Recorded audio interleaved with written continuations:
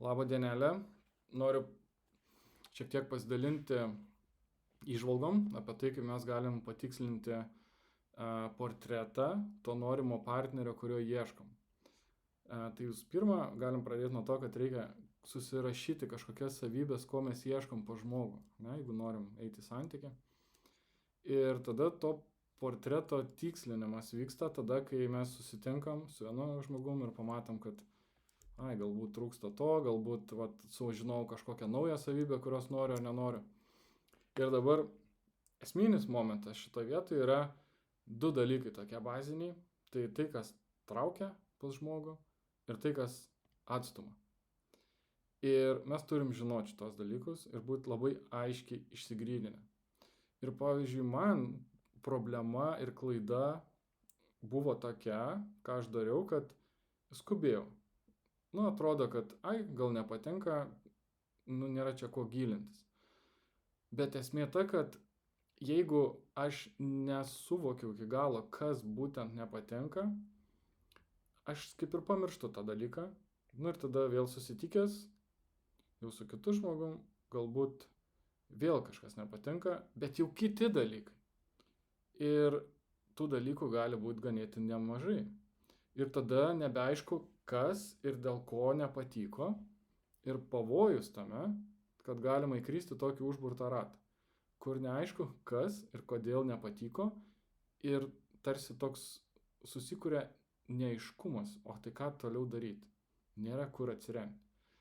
Tai aš supratau, kad reikia duoti savo laiko įsigilinti į tas savybės, kurios traukia ir kurios atstumia, kaip sakiau, bet įsigilinti ne tik galvojant apie tai protu, bet ir per jausmą.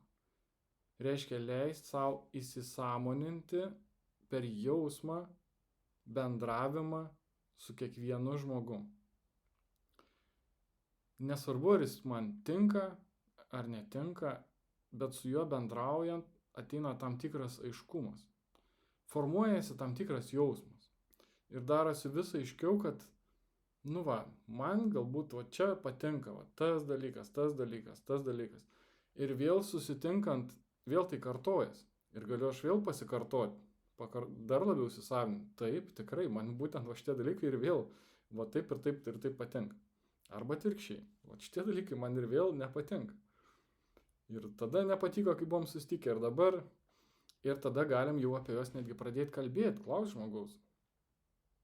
Sakyti, aš kažkaip dėl šitos tavo savybės, arba gal, nežinau, kažkoks poelgis, kažkaip blogai jaučiuosi, bet čia aišku labai atsargiai, taip toliau paklausti, galbūt klausimo formą, nes vis tiek, žmogui tai jautri tema, tai kažkoks bus, gali būti kažkokia gynyba, nes skaudu, bet suprantate esmė, kad, reikia tą dalyką daryti, nes tada, jeigu mes vengiam, neaišku būna, mes negalim įsisąmoninti, negalim išjausti.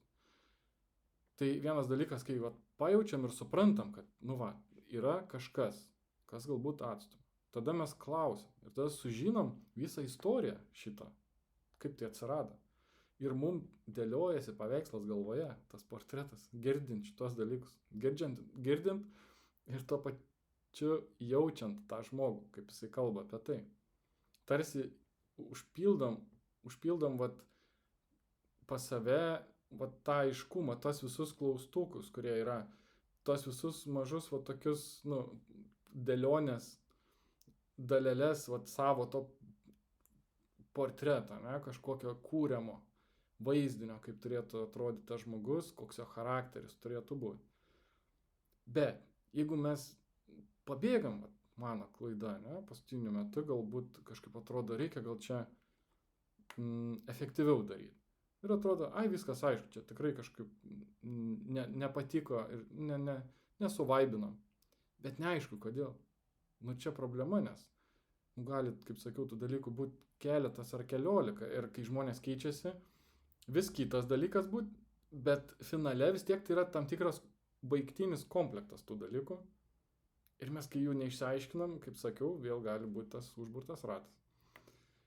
Tai visa esmė, kad duoti laiko savo įsisąmoninti, išjausti tą dalyką, kad ateitų suvokimas ne prote, bet jausme. Ir nevengti bendravimo su tai žmonėm, su kuriais ne faina, o kaip tik apie tai kalbėti ir įsisąmoninti. Nebėgti nuo to, nes tada, aiškėja ir jūs vis geriau pažinsit tos žmonės, su kuriais jau žinosit, kad čia bus blogai. Bus vis aiškiau. O mes jeigu nuo jų pabėgam, yra irgi grupė tų savybių, nuo kurių norėtume pabėgti, bet mes ir nesuprantam, nuo kurio šias savybės bėgam, bet tiesiog pats žmogus kažkaip atstumia. Tai va, tai tiek.